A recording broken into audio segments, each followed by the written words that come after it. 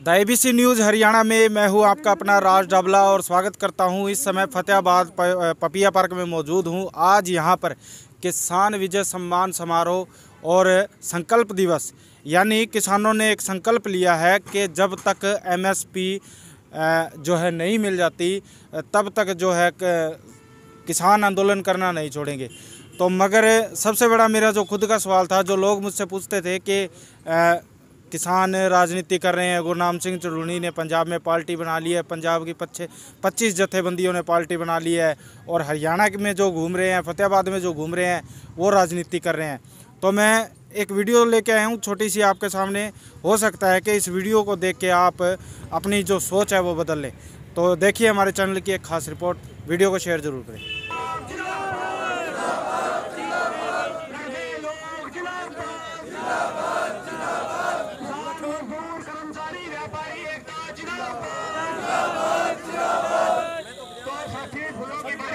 आज के कार्यक्रम का हम विधिवत रूप से इसकी शुरुआत कर रहे हैं। जो साथी फूलों की बारिश कर रहे हैं, ये लगातार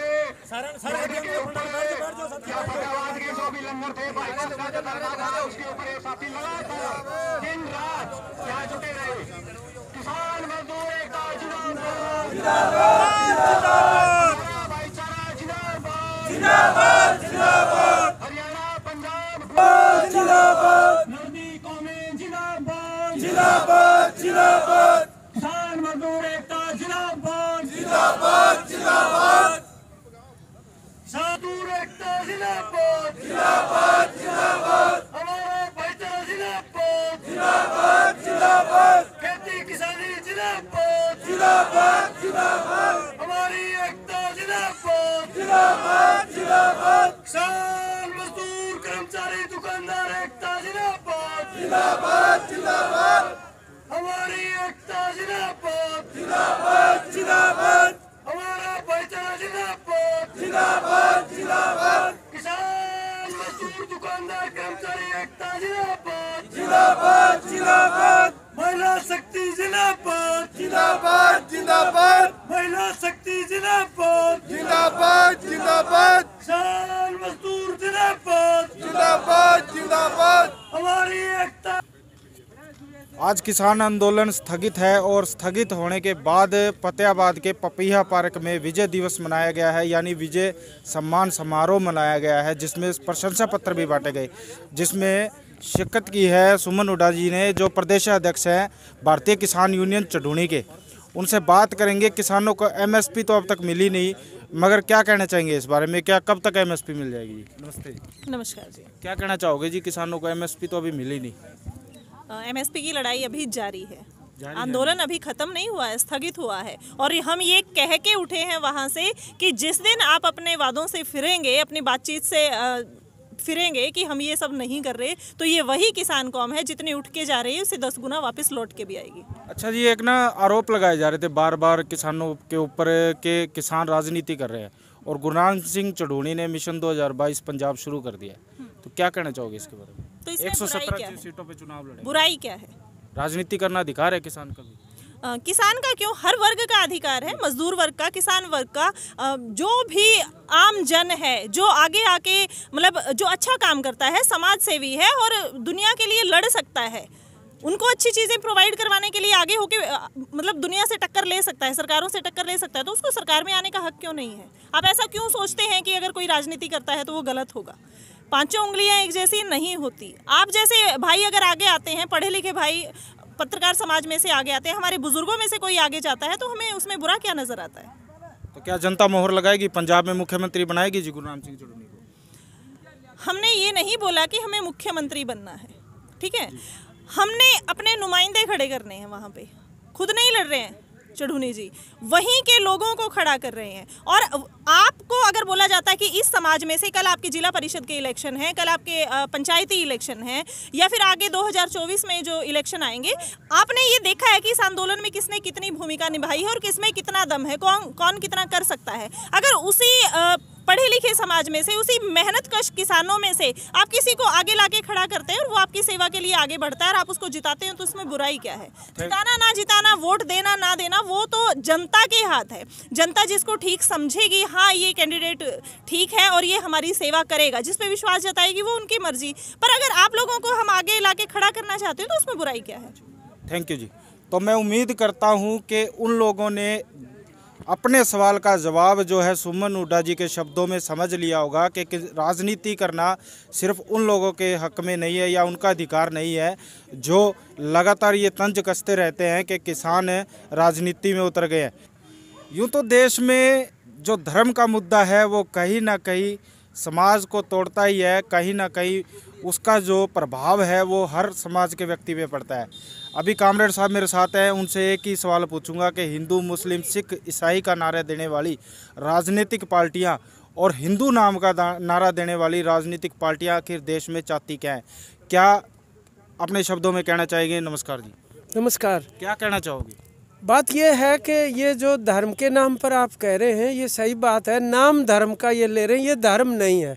वो धर्म नहीं होता जो दूसरे धर्म के प्रति गैर बर्दाश्तगी का भाव फैलाए या नफरत फैलाए आपस में, और न ही इसका कोई हिंदू से लेना देना, ना हिंदू धर्म से कोई लेना देना है।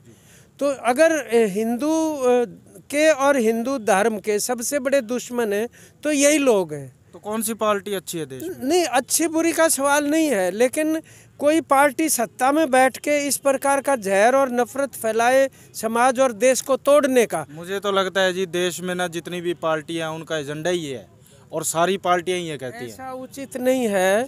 ये बाकायदा बीजेपी आरएसएस का घोषित एजेंडा है और किसी पार्टी का घोषित एजेंडा नहीं है। और इस प्रकार की पार्टी जो काम करे उनकी रजिस्ट्रेशन कैंसिल होनी चाहिए और कोई पार्टी के उसमें इस तरह की असहिष्णुता ये हो नहीं सकता कभी भी कि एक मुख्यमंत्री पद जो संविधान की शपथ ले और वो ये कहे कि सार्वजनिक तौर पर नमाज अदा करने की अनुमति नहीं। कहाँ लिखा है? नहीं, सड़कों पे थोड़ी कर सकते हैं। कहीं पर भी मैं ये कह रहा हूँ, कौन सी चीज़ कहाँ सड़क पे की है? उन्होंने अलॉटेड गुड़गांव में किसी सड़क पे नमाज अदा नहीं हुई। अलॉटेड जगह सरकार और प्रशासन की आवंटित की हुई है पार्क के अंदर। और नमाज एक ऐसी चीज़ है बिल्कुल शांति प्रिय, कोई माइक नहीं, चुपचाप एक खुदा को याद करके बंदा 5 मिनट में अपने घर चला जाता है। तो ये कोई तरीका, अब यही समस्या बच गई क्या? अब हमारे सामने क्या हम ढूंढते फिरे कौन क्या कर रहा है? बाकी बेरोजगार ये नौकरियां बेचने लग रहे ये रोजाना। और ये वही आदमी है जो आज इनके पीछे, जो कल को ये कह रहे थे किसानों को डंडे से मारो, निकाल लो डंडे और जैसे का तैसा कर दो। ये आप फर्क देखिए उसके अंदर। ये कैसे कह सकते हैं सब एक जैसे हैं? बल्कि मैं तो कहता हूँ तमाम धर्मनिरपेक्ष पार्टियों का और संगठनों का ये मुद्दा पार्टी का नहीं, ये फर्ज बनता है कि वो खुल के जो है इस प्रकार की नफरत की मुहिम के खिलाफ खड़े हो जाए, तभी देश बच सकता है। तो कहीं ना कहीं कामरेड साहब ने साफ साफ कहा है कि एक सवाल और मेरे मन में रह गया जी। कामरेड साहब पूछ लूँ?